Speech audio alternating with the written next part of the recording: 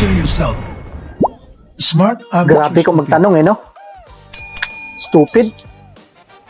Nasa average lang po ako Average. sa pagkatao, Your Honor. Correct. Just like millions and millions and millions of Filipinos. Good. Normal.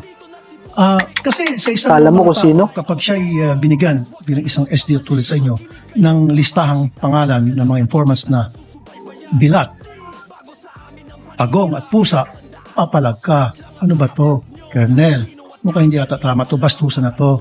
Di po. Galing-galingan kagad no? Am I right? Yan ang pag-uusapan natin. How would you consider yourself? Smart, average, or stupid?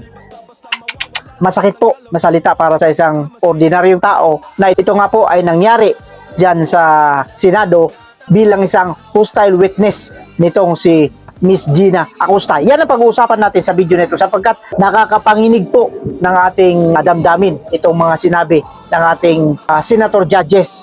Naturingan pa naman kayong senator judges pa man din. Okay lang sana kung senator pero hindi pa rin lusot eh. Nakasuot po kayo ng toga as judges pero ganyan kayo magsalita. Pero bago tayo magsimula, syempre, bati muna tayo ng isa. Magandang umaga po, Luzon, Visayas at Mindanao. At syempre pa sa mga kapatid natin, mga kababayan natin na nasa iba't ibang panig ng mundo.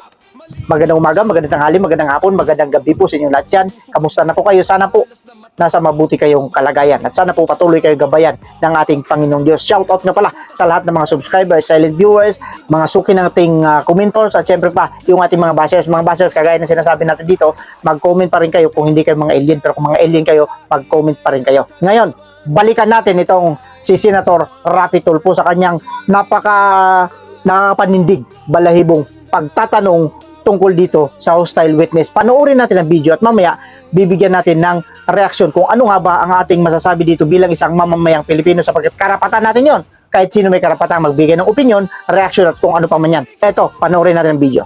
How would you consider yourself? Smart, average, or stupid? Nasa average lang po ako sa Average. pagkatao, Your Honor. Correct. Just like millions and millions and millions of Filipinos. Good. Normal.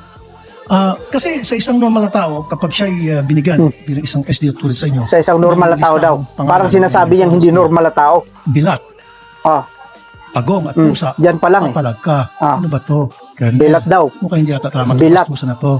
Diba? Para sa Hindi magandang ibig sabihin niya sa Bisaya. Am I right?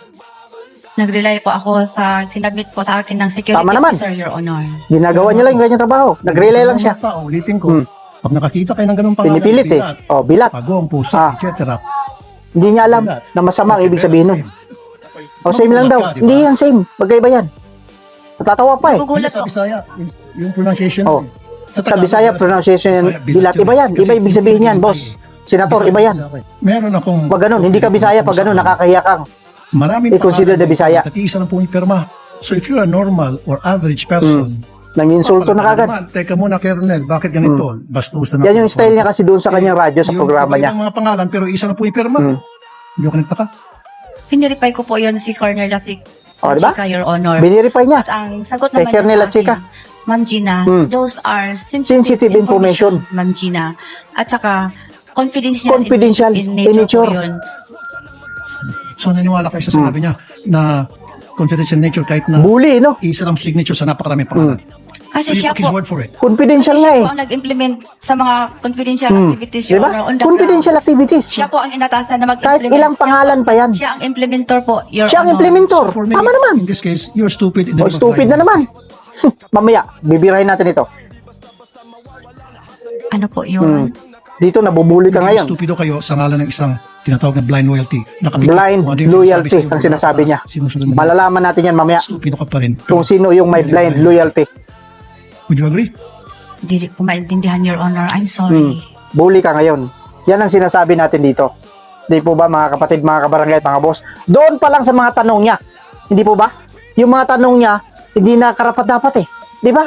Anong sabi niya sa isang hostile witness? Parang hinusgahan niya na yung pagkatao ng isang tao na gumagawa lang ng kanyang kaukulan, gumagawa lang ng kanyang trabaho at that moment, sabi niya nga eh. Di ba? Wala siyang magawa kundi gawin yun. Kasi boss niya yun eh. Eto, i-apply natin sa pagkakataong ito. Yung tanong niya kanina, anong sabi niya? Ulitin nga natin kasi gustong-gusto kong pakinggan yun. Galing sa kanyang bunganga eh. Ulitin natin. Yung sinabi niya. How would you consider yourself?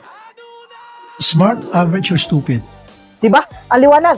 how would you consider yourself? Smart, average, or stupid? Diyan pa lang panalo na kami. Diyan sa tanong mo pa lang bumabalik yan yung sinasabi nila, back to you. Kung sino ang dapat mong tanungin ng ganyan. Eto, panoorin natin ang video. Dito ka dapat magtanong. Play natin ang video. Tao tayong pakialam sa batas. Sometimes, You have to bend the law. Ang bayan sa batas. Tinanong yung isang sekretary. Ano sabi? Yes, sir. Isa ring ob-ob. Nag-agree din. Yan ang dapat mong tanungin yung kapatid mo. Kung average ba yan o stupid. Diyan ka dapat magtanong. Nakakalimutan kasi nitong ating senator. With all due respect, Senator Rapi Tulfo. Saludo po ako sa iyo. Noon yun. Nung nasa programa ka pa, nasa radyo ka pa. Pero ngayon, hindi na. Binabawi ko na yung pagsasaludo ko sa iyo. Bakit? Baliktad na kasi ang nangyayari sa inyo. Pinipilit mo na mali yung ginawa ni Miss Gina Acosta doon sa kanyang pagpipirma na pinipilit mo na maraming pangalan. Confidential nga eh. Ano ba? Ano pa talaga ang confidential? Di ba confidential dapat hindi yan isa publiko? Panoorin muna natin ang video kung ano nga ba, may kinalaman ba yung sinasabi natin confidentiality dito? Anong sabi naman dito ni Senator Robin Padilla? Eto.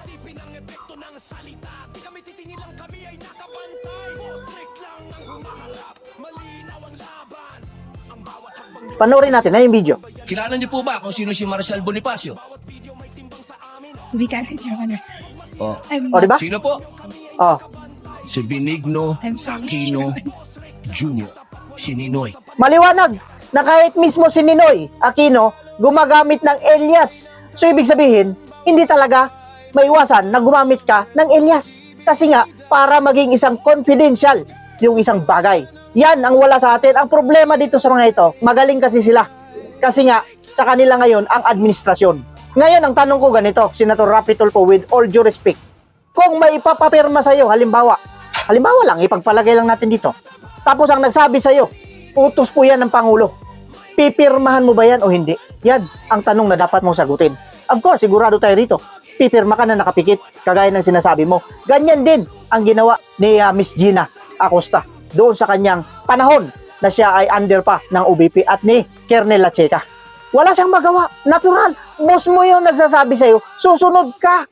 Yan ang hirap sa atin kasi nagmamalinis tayo rito. Kamusta naman yung sinasabi ng kapatid mo na you have to bend the law to please the people? Hindi po ba mga kapatid, mga kabarangay at mga nakakaano lang Tingnan ninyo kung ano nangyari kay Boss Gina Acosta. Ano ginawa sa kanya? Pinahiya. Sinong napahiya doon? Sa palagay ninyo mga kapatid, mga kabarangay at mga boss, sinong napahiya? Si Miss Gina Acosta ba? O si itong Senator Judge Rapi Tulfo? Di po ba? Maliwanag Anong sabi niya doon sa bandang huli? I'm sorry, Your Honor. Hindi ko po naintindihan. Yung sinasabi niyang stupid. Imposibleng hindi niya maintindihan yun. Sinasabi lang yun, para sa akin ito, opinion ko, sinasabi lang yun ni Miss Gina, para ipahiya din, ibalik sa kanya, pero in a nice way. Di po ba? Kasi hindi siya pwedeng makipagpalitan ng salita dyan.